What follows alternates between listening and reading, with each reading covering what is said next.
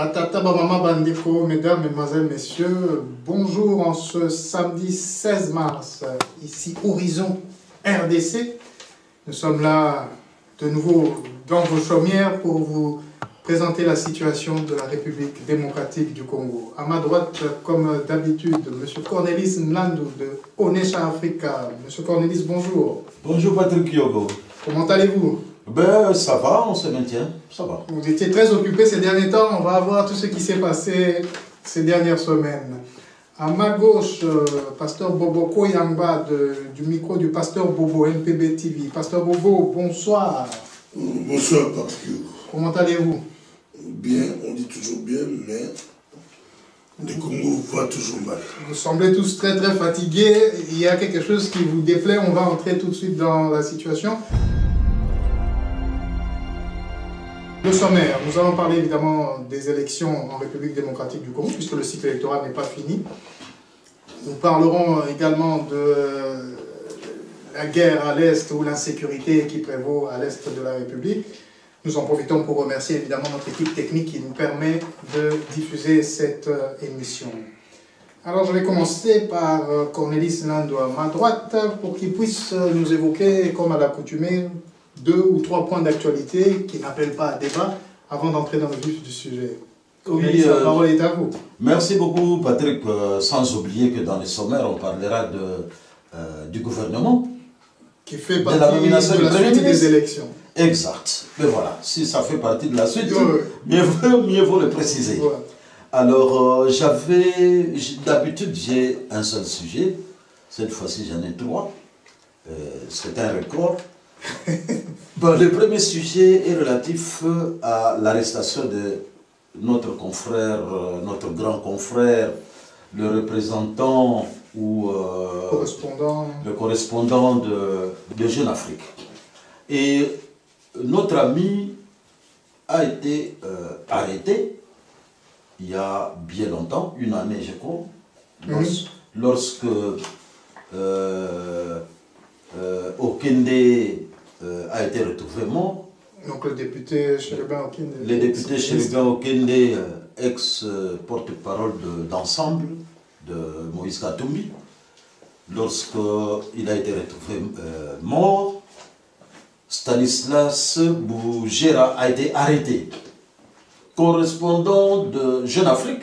Jeune Afrique, en fait, avait fait un article sur ses pages. Oui, rappelez-nous les faits. Puisque... Où, dans cet article-là, il était mentionné que le service de renseignement congolais avait émis une note confidentielle. Et c'est cette note confidentielle qui a été reprise dans Jeune Afrique, qui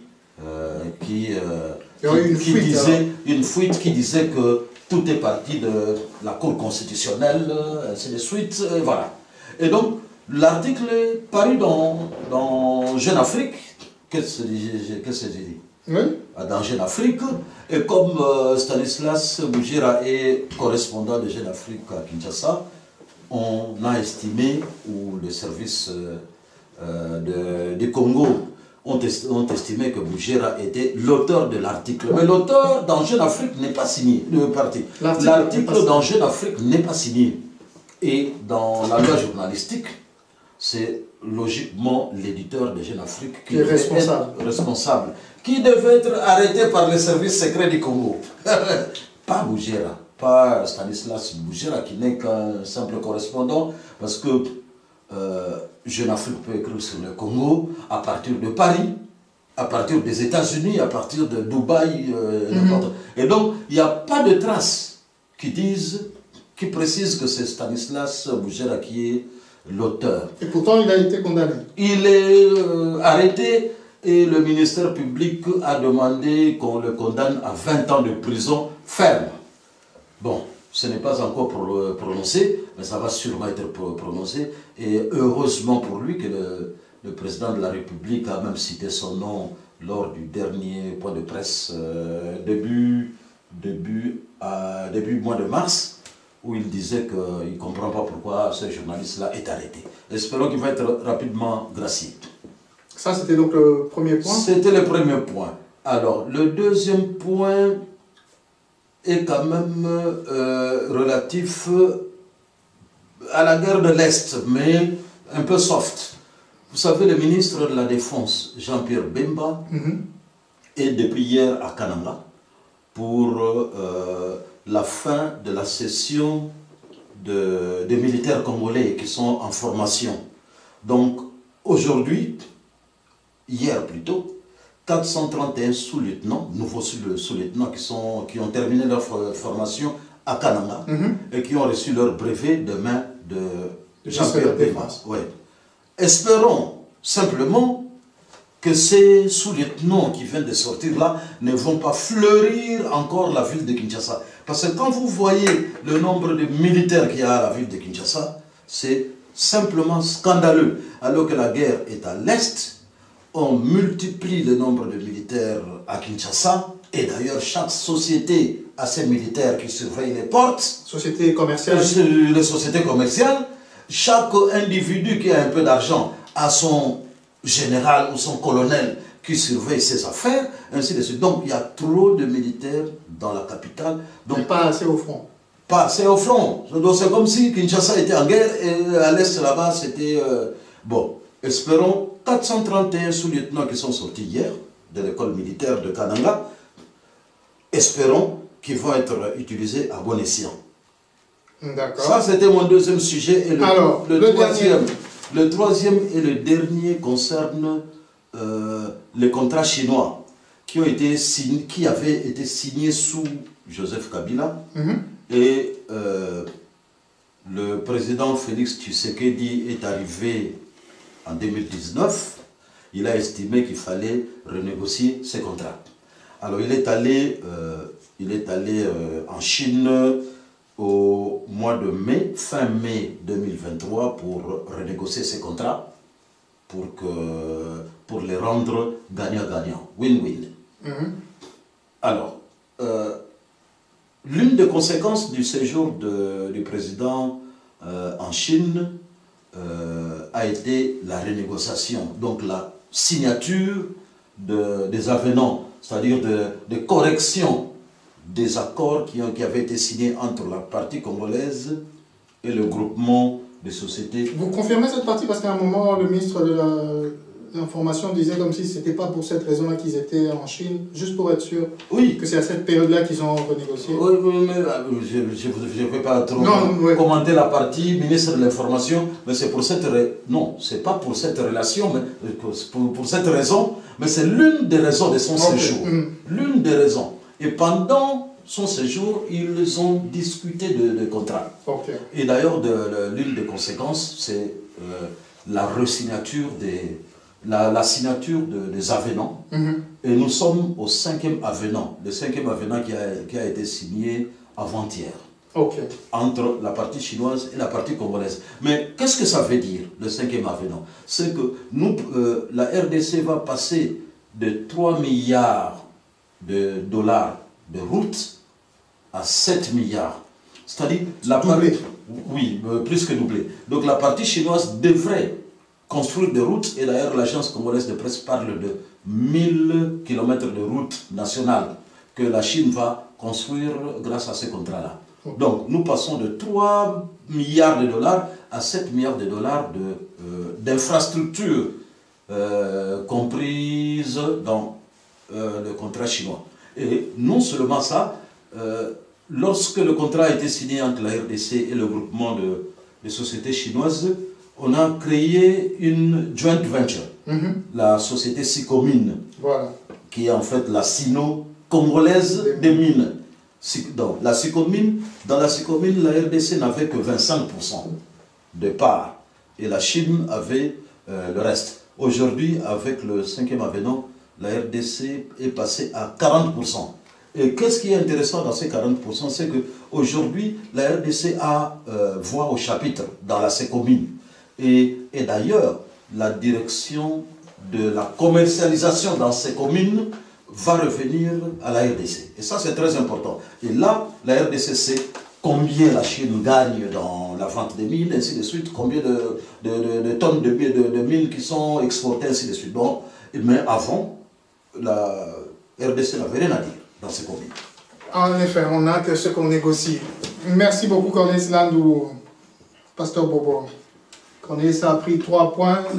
J'espère que vous n'allez pas en prendre 3 aussi, mais oui, je vous laisse la parole. Mais surtout, ce qui m'intéresse beaucoup, espérons que ça sera bien pour le Congo, à faire contre le chinois. Ça m'a beaucoup intéressé. On va voir si ça peut faire évoluer. Moi, j'ai 3 points. Le premier point, c'est perquisition chez Jeannette Kabila. Ça enflamme la toile. Jeannette Kabila est intouchable. Pendant mon 18. La fondation. C'est la perquisition a eu lieu à la fondation. À la fondation, mais Jeannette qui a été. Moussé Kabila. Moussé Kabila, mais Jeannette qui a été auditionnée pendant 4 heures à la dernière peur, convoqué par Christian Ndawel, le patron du service de renseignement militaire congolais. Une histoire intéressante, mais où on a droit à se poser des questions. Quand on a perquisitionné la fondation, c'est la voiture de Laurent, la voiture qui avait transporté le cadavre de Kabila qu'on a saisi. Ça cache quoi? Est-ce qu'on va faire la réouverture du procès de Laurent de Kabila? Ça cache quoi? Ça, on ne sait pas vraiment. Donc la voiture qui a transporté le corps du Kabila a été saisie par les renseignements militaires. Le véhicule est devenu pratiquement un objet de musée, quoi. Mais on répond pourquoi.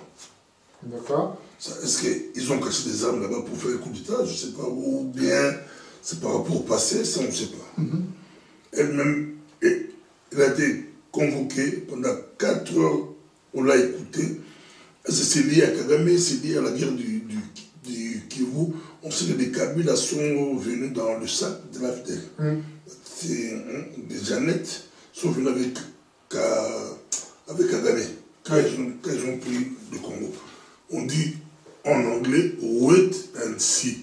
On peut beaucoup parler, mais on n'a pas beaucoup de détails. Ils n'ont pas vraiment communiqué. Ils ont arrêté 3 personnes. Renseignements, hein? Ils ont arrêté 3 personnes.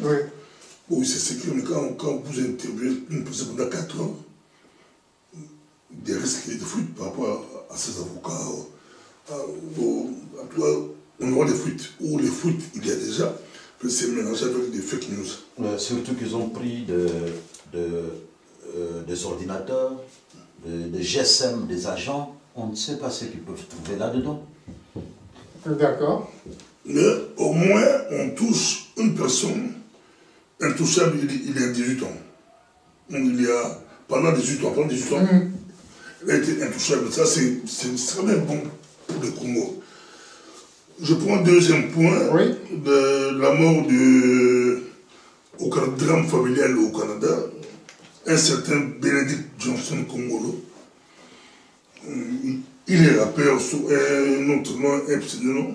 Un jeune de 23 ans, congolais, qui tue son père, son grand frère, et il blesse par balle sa mère.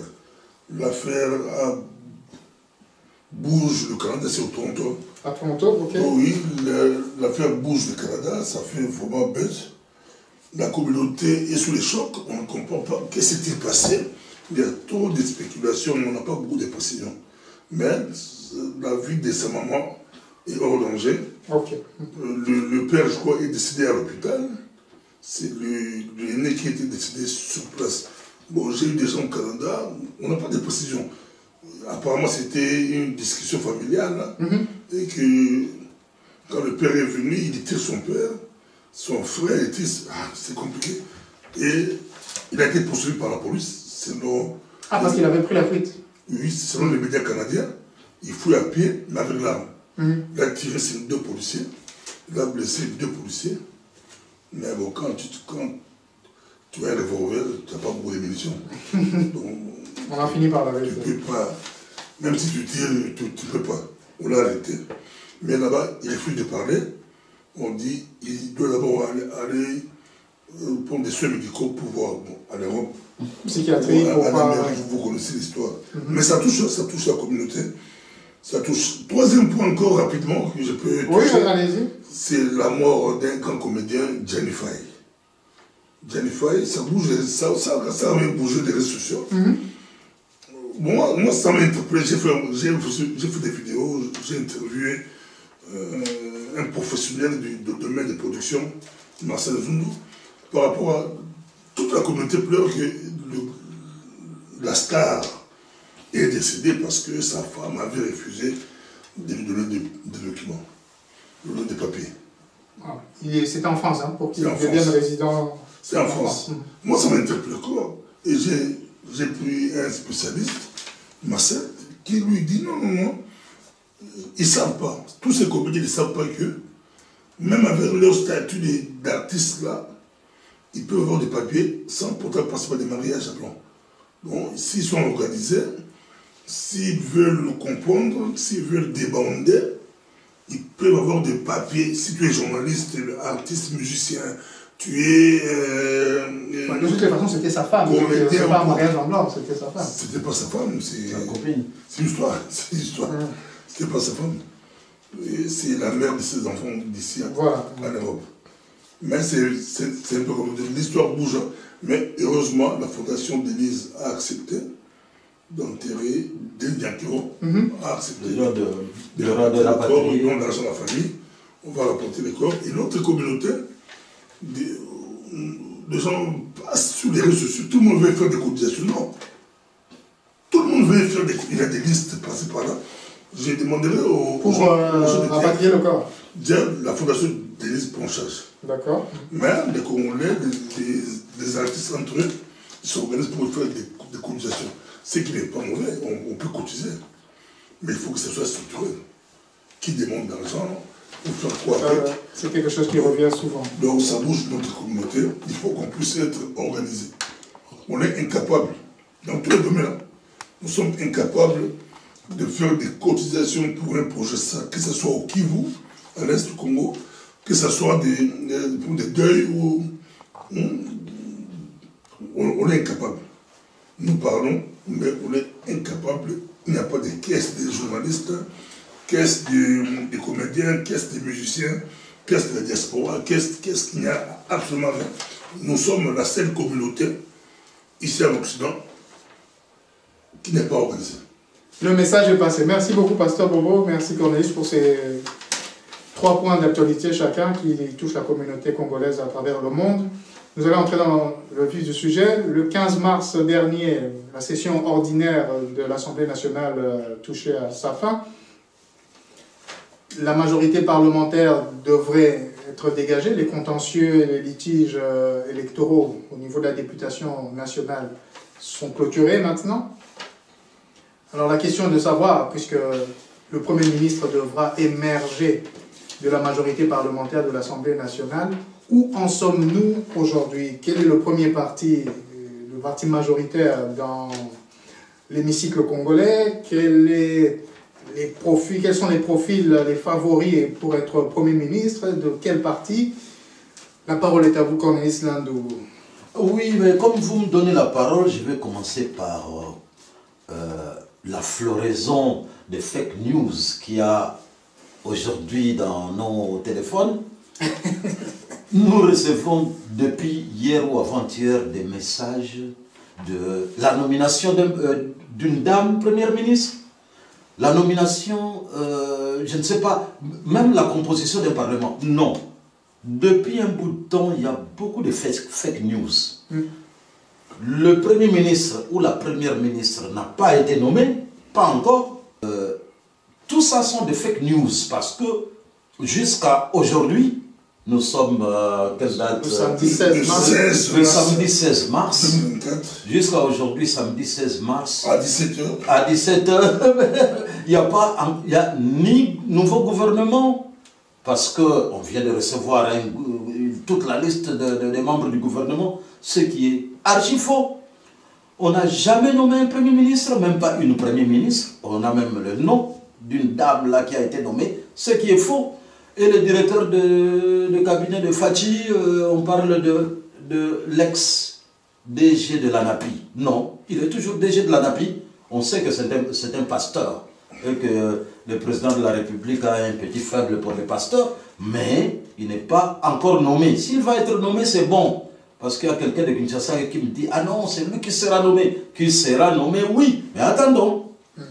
Et donc, la question est... Quel est le premier parti de l'Assemblée nationale? Puisque habituellement, c'est le parti qui a le plus de députés qui aura probablement la primature. Voilà. Et donc, le président de la République avait nommé un informateur en la personne comment il s'appelle encore? Kabouya. Augustin Kabouya, secrétaire général de l'UDPS.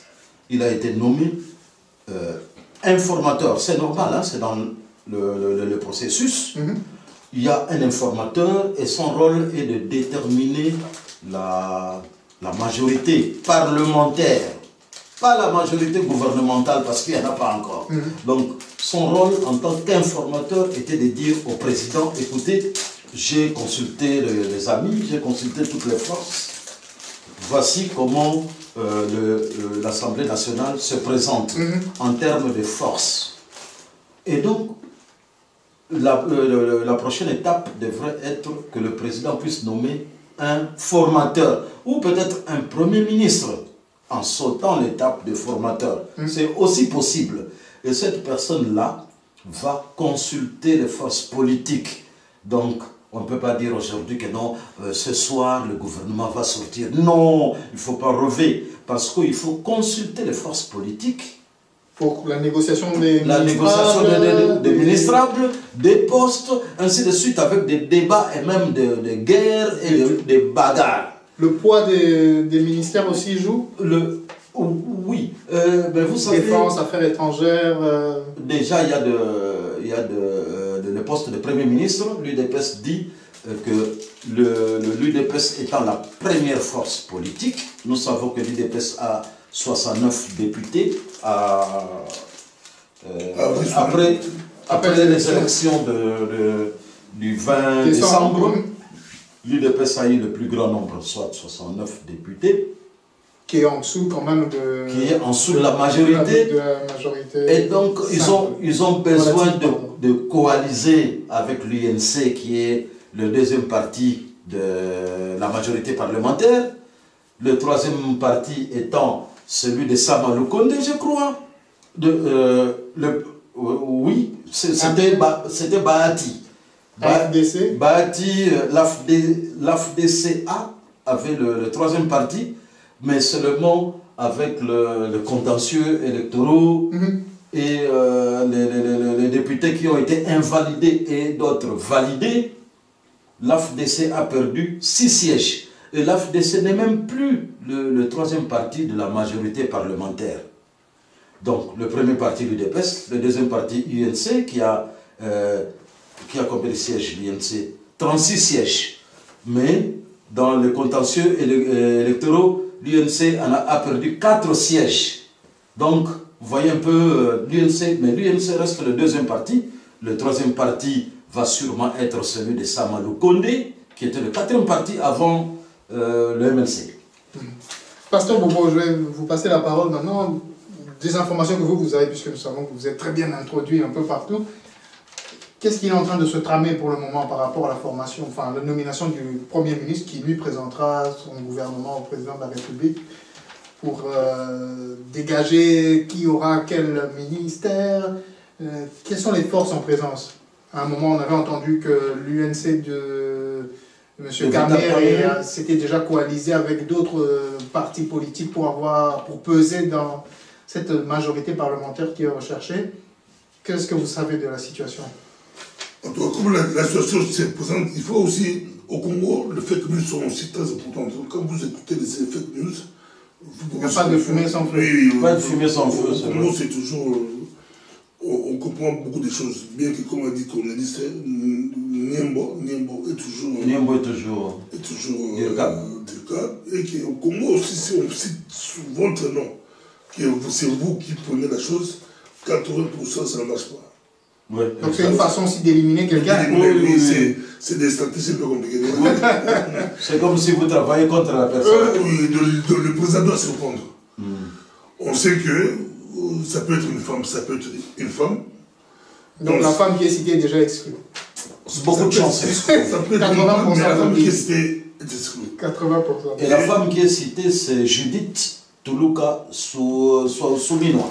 Il y a beaucoup de chances qu'elle soit exclue. Regardez, on parle du 16 mars 2024. Je vois, bon... Quels sont les favoris selon vous? Les favoris... De toute façon, on saura d'ici peu, hein, mais...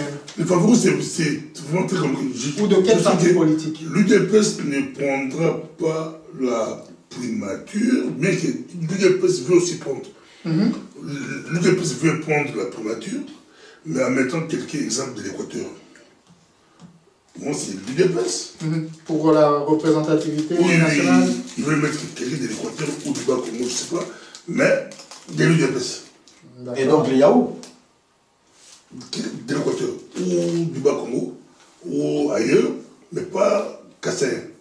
Pas Kassaïen, mais qui soit de l'UDPS. Ok. C'est ça la guerre. Parce que l'UDPS est reconnu comme un parti dont le fief est au Kasaï. Selon les formateurs, tout Moulouba est de l'UDPS. D'accord. Il a fait le bout, c'est un champion. Mais pour les réseaux sociaux, non, mais je rigole. Il a été attaqué par beaucoup de Kassais étaient contre ces propos-là. Mais, donc, l'UDPS propose que comme c'est eux qui ont gagné, qui ont le plus de députés. Que les premiers ministres puissent sortir de l'UDPS, mais qu'ils ne soient pas cassés pour équilibrer. Mais les autres ne voient pas la chose comme ça. Pour les autres, par exemple, l'UNC de Caméré. L'UNC de... Bemba, c'est tout bas. l'UNC Caméré. Bemba, s'il prend ça, par pitié, je crois, mais en politique, c'est pas pitié. Bemba est au 10e. Non, Bemba est 4e parti, je crois. Ils ont quoi? C'est non, 8e parti. Vous avez raison, 8e. Bemba est loin. 19 députés, moins que le regroupement de Paloukou qui a 21 députés. Et avant, il y a Samuel Kondé. Avant, il y a la Il est 8e, l'MNC. C'est pourquoi l'UDPS demande quelqu'un de l'Équateur. Mais de l'UDPS. De l'UDPS. Pour la primature. Ou du Bas-Congo ailleurs, mais c'est de l'UDPS. Mais Kabir peut prendre la chose. Il est quand même 3e. Deuxième. Après l'UDPS. Kabir peut. Mais à moins. Premier ministre.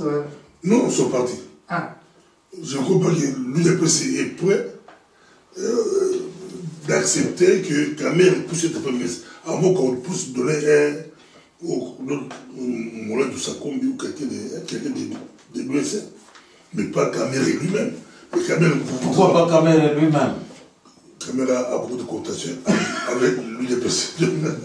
J'aime beaucoup Kabir, je vous salue, Kabir, mais il a beaucoup de connotations avec l'UDPS.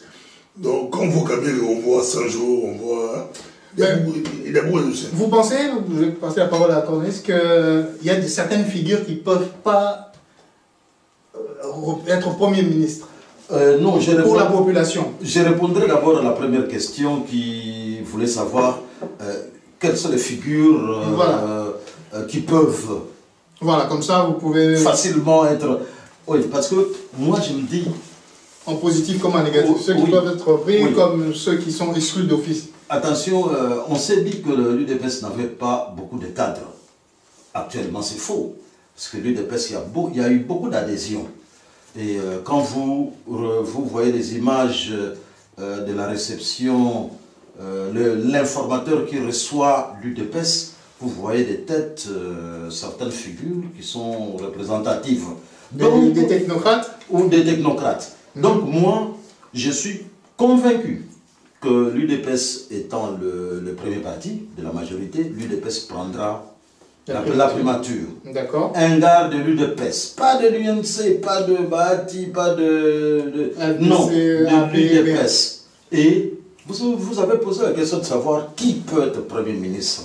Quelles sont ces figures-là qu'on voit? Mais écoutez, mais si on dit que c'est c'est l'UDPS. Il y a notre sœur Judith Toulouka est de l'UDPS. Il ne faut pas l'oublier. Il y a André Ouamesso qui est de l'UDPS. C'est de grandes personnalités aujourd'hui. Hein. Ouamesso, directeur de cabinet adjoint. Judith Toulouka, vice-premier ministre, je crois, ou ministre d'État chargé du plan. Ministre d'État au plan. UDPS toujours. UDPS, oui. Il y a d'autres figures, hein. L'IAO et l'UDPS aussi. Mais il y a aussi l'autre UDPS Kibasa, qui existe. Donc, il y a Kibasa, il y a l'IAO, il y a Ouamesso, il y a Toulouka, il y a... Donc, et l'informateur, lui-même. Non, moi personnellement, je vois... L'informateur Premier ministre. Non, l'informateur ne peut pas être Premier ministre, parce que si cet informateur-là devient Premier ministre, c'est comme si... Il est du conseil. On est... Non, selon le critère, vous avez dit qu'ils veulent mettre... Non seulement ça, même... Non, même si ce n'est pas le Kassai, mais Augustin Kabouya n'a pas la carrure, même pas peut-être d'un petit ministre, oui, mais Augustin Kabouya, vous le connaissez. Il a quelle formation? Il a... quel est son parcours? Il a travaillé où? Même pas dans une petite société. Donc, c'est le cas de beaucoup de personnes. C'est vraiment... Ah oui, mais non, on ne peut pas aller dans les erreurs du passé, a dit le président. Donc, Kabouya, qui n'a jamais travaillé, le nommer à ce poste-là, c'est suicidaire. Et donc ça, c'est une figure qui est exclue selon vous? Il doit être exclu, et il est exclu. On ne sait jamais. On ne peut pas, non. Les erreurs du passé, on ne peut pas continuer avec ça. Kabouya n'a jamais travaillé dans une petite société. C'est des postes politiques, hein? Non, il faut de l'expérience. Merci, merci. On va avancer puisqu'on a pris beaucoup de temps. Mais il y a aussi Jules Alinguet qu'on peut mettre là. Il est de l'UDPS? Mais nous, je crois qu'il est de la fonction publique. Il n'est pas de l'UDPS. Comme un technocrate manipulateur qui vient... C'est aussi une figure, selon vous, qui est Premier ministre. Pourquoi pas? Pourquoi pas? Pour ses qualités au niveau des finances, c'est ça? Ou... Non, moi, manipulateur, c'est lui. Celui qui va... Mais pour qui... Non, mais je veux dire, Jules Alinguet, il était direction générale des impôts. Qui contrôle les finances, voilà.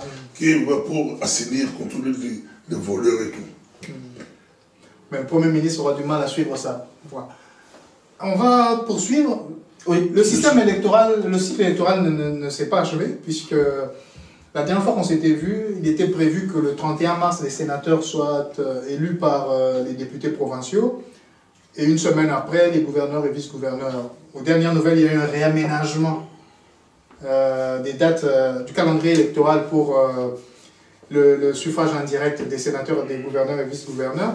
Ça sera pour le 21 avril, les sénateurs, et le 28 avril pour les gouverneurs et vice-gouverneurs.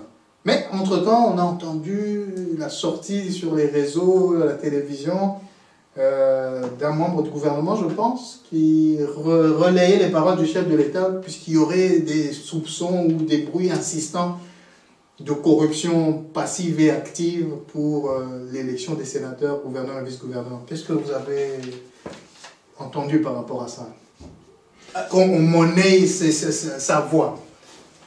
Mais ça a toujours été comme ça. Les erreurs du passé, qu'est-ce qu'on vient de dire? Les erreurs du passé, oui, mais pour moi, il faut... Donc les députés provinciaux monnaient leur voix pour les sénatoriales. C'est un système. Ça n'a pas été déboulonné. Comment? C'est un système qui s'amplifie encore. Qui s'amplifie? Qui s'amplifie. Si lui-même le président met en garde, il dit que si on vous attrape, mais pour attraper c'est facile, il faut piéger. Mais apparemment c'est de... Non, si le président a besoin d'attraper, c'est facile. Il faut les piéger. Mettez l'argent, envoyez des gens, piégez-les. Vous allez les avoir. Mais quand vous criez déjà avant qu'on va frapper, c'est des fraudeurs. Moi j'ai eu la chance de discuter avec des gens de la CENI. En privé. Le bureau ou la plénière? Bureau, membre du bureau. En privé, comme média, ouais, sans caméra. D'accord. On me dit que Bobo, au pays, c'est l'esprit. Tout le monde est tricheur. Donc l'esprit de tricherie est dans tous ces partis politiques-là. C'est vraiment dans leur ADN. C'est-à-dire qu'il y a des gens qui ont été voir les membres de la CENI pour... Non, c'est entre tout le monde veut frauder. Donc, même pas voir les membres, donc tout le monde veut frauder. C'est l'esprit. Quand on dit élection sénatoriale, tout le monde veut devenir sénateur, mais par des moyens obscurs. S'il faut payer, il paye. Est-ce que vous soutenez alors, puisqu'on avait eu un document là de la société civile, une déclaration corruption et arrêt inique à la Cour constitutionnelle, le président Félix Tshisekedi doit punir sévèrement les juges corrompus. Il y a un document qui a été signé par cette association, MLACJ en sigle, Mouvement des lanceurs d'alerte contre la corruption dans l'appareil judiciaire. Je ne sais pas si vous avez reçu ce document. Mais écoutez... Bon, il y a quand même pas mal de fautes d'orthographe, on ne peut pas juger à partir de là, mais... Oui. Qu'est-ce que vous en pensez? Parce que les montants qui sont cités là, c'est terrible. Oui. Je sais pas si Pasteur Bobo disait qu'il a parlé avec quelqu'un qui lui dit dans tous les partis, ils veulent tricher. Pouvoir comme opposition. Oui. Moi, je crois le plus grand problème est celui que vous venez de citer là. La justice? La justice est le plus grand mal de ce pays-là. Vous savez, la CENI a attrapé des gens qui avaient volé. Moi, j'adore utiliser les mots forts. Hein. Appelons un chat un chat. Des gens qui avaient volé des machines à voter. La CENI les a attrapés. Vous avez entendu une fois que quelqu'un est à Makala pour avoir triché aux élections, pour avoir... On attend toujours. Rien du tout. Donc, vous savez, le plus grand mal de ce pays-là, et le président de la République l'a dit, il n'a pas confiance en cette justice-là. C'est ça le plus grand mal, parce que tout le monde sait que tout le monde donne de l'argent. Ce document, par exemple, de la société civile, avec des montants comme 600 000 $ décaissés par l'honorable Mbosso, un exemple parmi tant d'autres. Oui, parmi tant d'autres. Il n'y a pas de preuve annexée. Il y a José Panda, mais de toutes les façons, à la faculté, le procureur, le magistrat, il a appris que son premier rôle, c'est de traquer l'infraction. Exactement.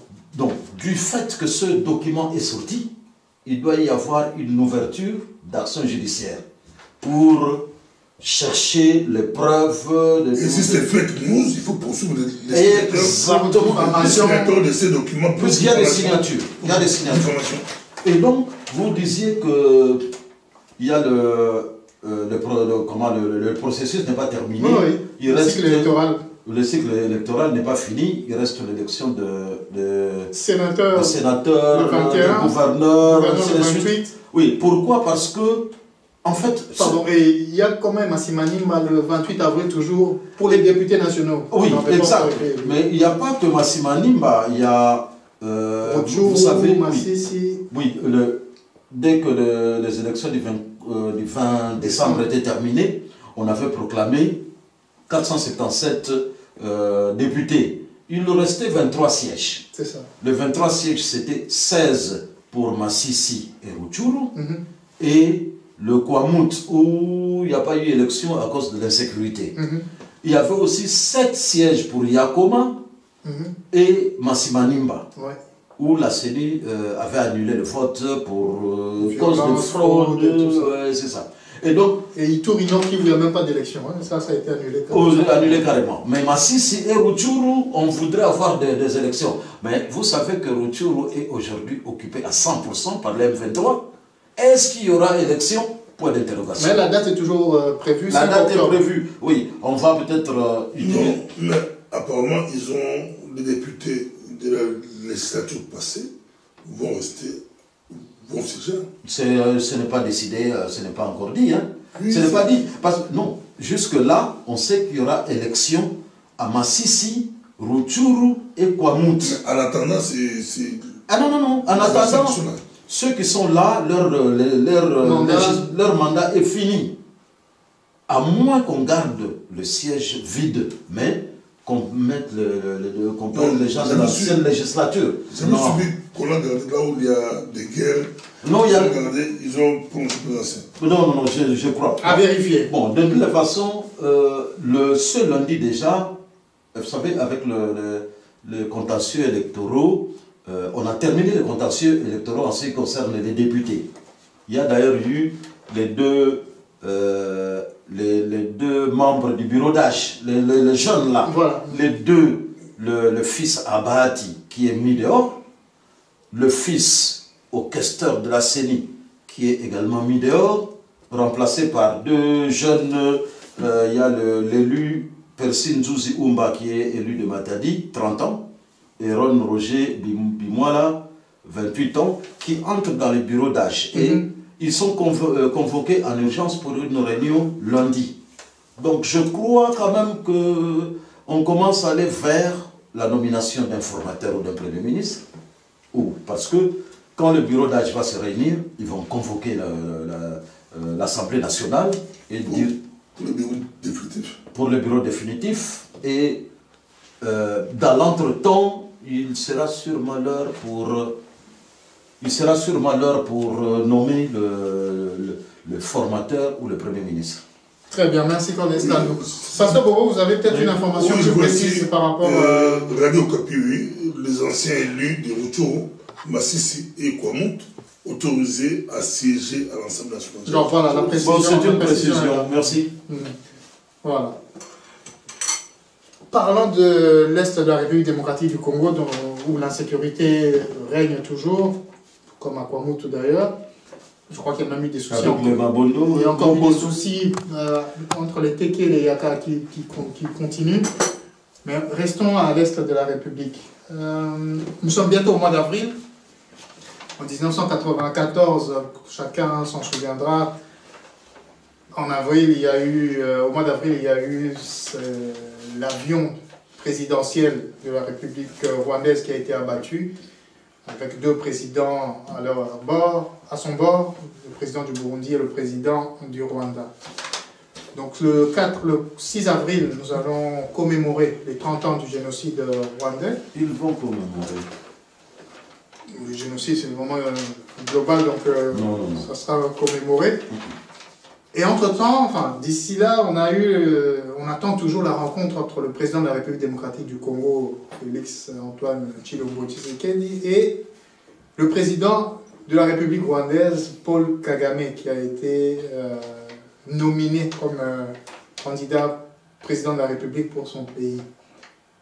La rencontre, finalement, aura-t-elle lieu, tel prévu? Il y a une date pour discuter de la question de l'Est, des problèmes avec le M23, etc. Vous avez des nouvelles par rapport à ça?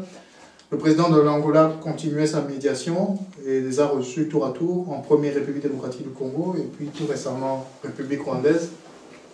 Vous savez, merci beaucoup Patrick, vous savez, la RDC est en train de subir beaucoup de pression pour qu'il y ait négociation. Parce que Kinshasa avait longtemps décidé qu'il n'y aurait pas de négociation avec le M23. Mais aujourd'hui, nous avons vu que la petite information que Kinshasa a diffusée pour dire que Moscou a accepté de signer un contrat militaire avec nous, a bougé l'Europe. Le lendemain, vite, on a vu l'ambassadeur de la Belgique à Kinshasa courir voir le ministre de la Défense, Jean-Pierre Bemba, avec l'attaché militaire de l'ambassade de Belgique, pour dire, écoutez, nous sommes déjà nous avons déjà un accord militaire avec vous, nous la Belgique, mais qu'est-ce qu'on entend sur la Russie là?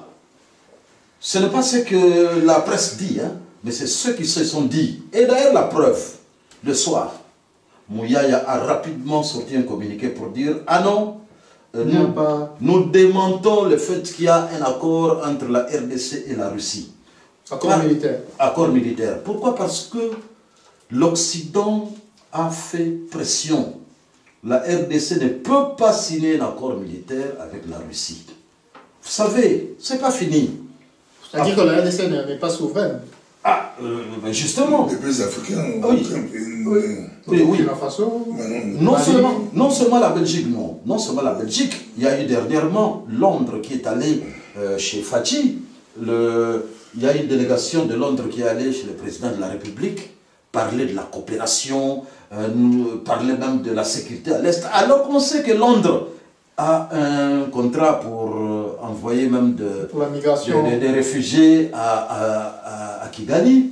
L'Union européenne a même signé des accords. On sait que Kigali a des mines, mais pas en grande quantité, mais la plus grande quantité de mines est volée à l'Est et entrée, et d'ailleurs c'est le sujet de mon éditorial dans le nouveau numéro de Donèche Africa. Et voilà. Vous voyez de toutes les façons. Voilà. Et donc Kigali fait entrer les minéraux de la RDC en contrebande et l'Union européenne signe des accords sur les minéraux stratégiques avec Kigali. Et il faut dire, puisque vous parlez de la commémoration du génocide, il faut féliciter les Congolais parce que depuis un certain temps, depuis que nos léopards ont fait leur signe à la Coupe d'Afrique des Nations. Oui, donc Kigali is killing et le silence de la communauté internationale. Depuis ce signe-là, depuis ce geste-là, le monde a bougé. On a vu les Congolais de partout à travers le monde.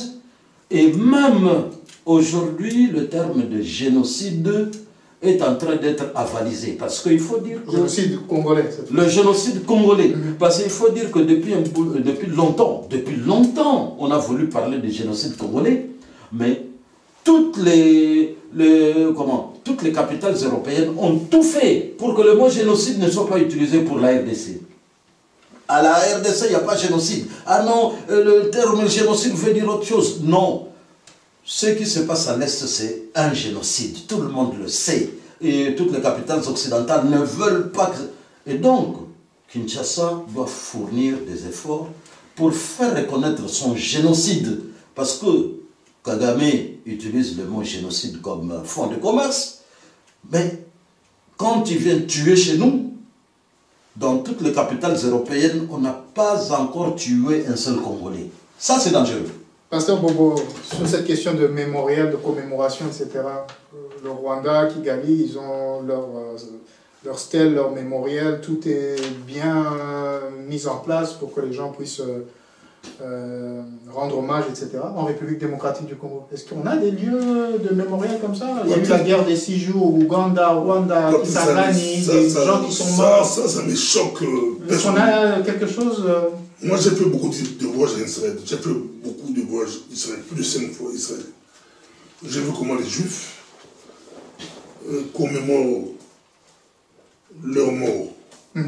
La Shoah. Et nous, j'ai vu la Shoah plusieurs fois. Tu vois.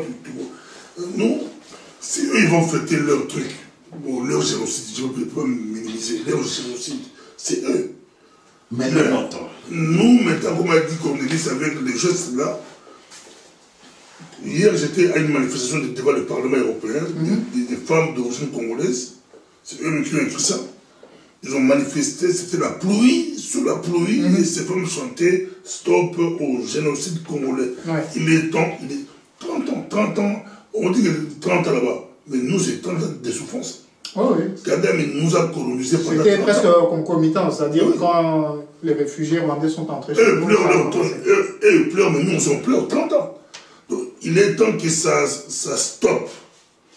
30 ans de Kagame au pouvoir, c'est 30 ans de souffrance au Congo. Il est temps que ça s'arrête. Tous les Congolais, on doit prendre confiance. Un monsieur comme Kagame ne peut pas nous traumatiser, nous terroriser pendant 30 ans. Donc, non. Et c'est à nous maintenant, comme tout ça, c'est à nous maintenant de savoir pleurer nos morts. Nous, si quelqu'un meurt, c'est les sorciers, on l'a bouffé, on l'a fait ceci, nous minimisons les morts, nous critiquons. Il est temps que les Congolais puissent commencer à commémorer les morts.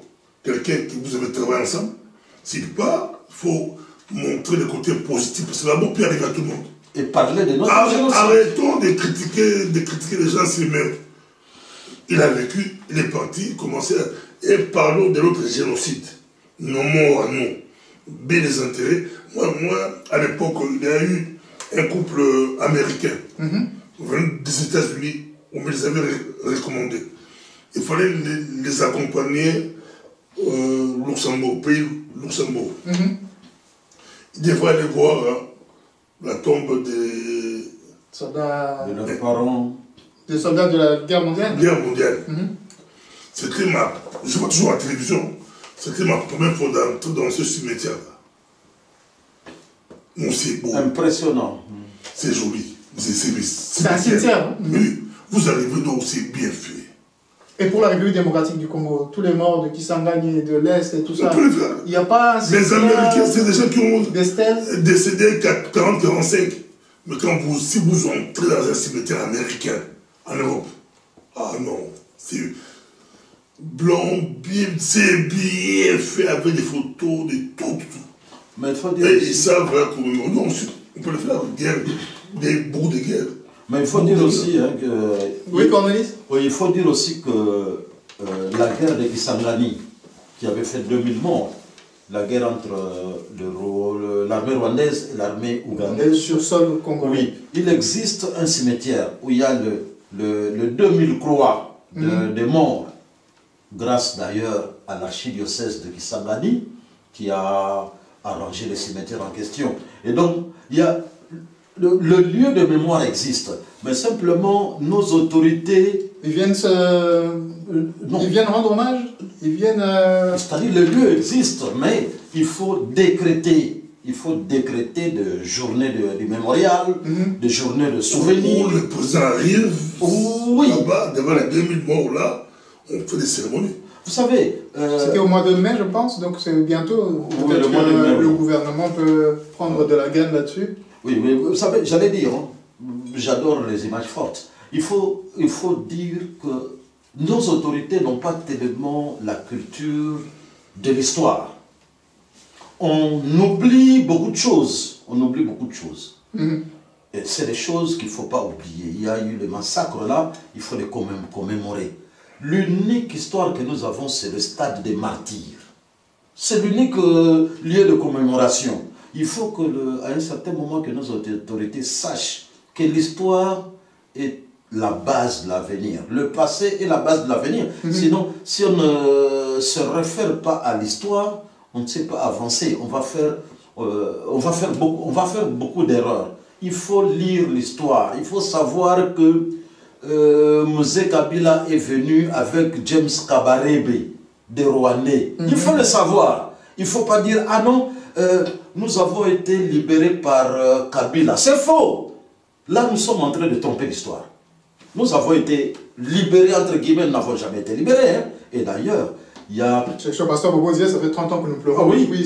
Il y a le président de Ouazalendo qui a fait une interview où il dit, il faut faire attention, il faut se baser sur l'histoire. C'est à cause de Mzee Laurent Désiré Kabila que nous avons toutes ces souffrances. Nous n'avions pas de militaires, Tutsi, il n'y en avait pas. James Kabarebe arrive, il est chef d'état-major. Comment ça? C'est pas normal. Vous avez le ministre des Affaires étrangères, il est de cette communauté-là. Voilà. Donc, il faut se référer à l'histoire. Merci beaucoup, Cornelis. Un dernier mot chacun avant que nous puissions clore cet enregistrement. Pasteur Bobo, quelque chose qui vous vient? Il est temps de prendre conscience. Un type comme Kagame ne peut pas nous... Qui est Kagame ici? Il est qui? Président. Celui qui a mis fin au génocide rwandais. Il est président rwandais. Non. 30 ans. Un pays, le Congo de Lumumba, le Congo de Kasavubu, le Congo de Mobutu, le Congo de Tshisekedi, le Congo, je ne dis pas de Laurent Désiré Kabila. Non. Mais c'est nous-mêmes. Hein. Mais Pasteur Tshisekedi l'avait appelé de tous ses voeux, non? Le Congo de Patrick Yogo, le Congo de Cornelis, le Congo de Bobo Koyamba. Mais Pasteur Bobo, c'est nous-mêmes. Cornelis, un dernier mot? Oui, mais Yogo, c'est nous-mêmes. Parce que Bobo pose une question intelligente. Qui est Kagame? Mais Kagame s'est dit, moi je suis le souverain au Rwanda. Je voudrais voler une partie de terre en RDC. C'est ce qu'il est en train de faire. Hein. Aujourd'hui, vous pouvez dire, ah non, nous allons négocier avec Kagame. Kagame n'écoute personne. Hein. Vous pouvez négocier aujourd'hui, demain il va créer une autre rébellion. Vous pouvez négocier demain, le lendemain il créera une autre rébellion.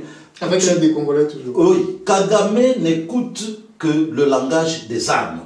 Donc, c'est nous qui devrions arranger notre armée, enlever tous ces gens qu'on a, tous les sergents qui sont devenus du jour au lendemain généraux à cause du brassage. Il faut les enlever de l'armée, ils n'ont jamais fait de cours de sciences militaires. Et voilà. Merci beaucoup. Je remercie Pasteur Bobo Koyamba de MPB TV, Cornelis Landou de Onesha Africa et de l'Agence congolaise de presse. En parlant de réformer l'armée, il y a eu la levée du moratoire sur la peine capitale, la peine de mort. De ce que nous lisons, c'est pour éliminer les traîtres à la patrie, etc. Voilà. Mais peut-être faudrait-il d'abord avoir une armée. Paix chez vous, à nous revoir.